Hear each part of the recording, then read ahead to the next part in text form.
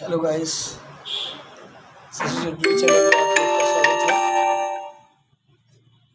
आप लोग का सपोर्ट चाहिए। और आज हम 9 दिन से बहुत दुखी हैं और इतना दुखी हो चुके हैं कि हमारा अंदर से ऐसा हो रहा है कि हमें कोई चीज़ का कमी नहीं है। मुझे मेरे परिवार से कोई दिक्कत नहीं है, मेरे घर से कोई दिक्कत नहीं है, मेरे गाँव से कोई दिक्कत नहीं है, लेकिन मुझे ऐसा लगता है कि मैं अब बचने वाला नहीं हूँ। मैं कब मर सकता हूँ, आज, बिहान, कल, परसों कब मेरी मौत आ जाए मुझे खुद नहीं मालूम। लेकिन मेरे अंदर से इतना घबराहट होता है कि हम मर जाएंगे।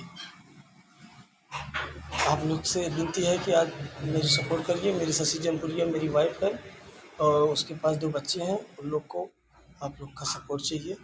बस हम आप लोग से यही हाथ जोड़ से विनती करते हैं कि मुझे सपोर्ट दीजिए।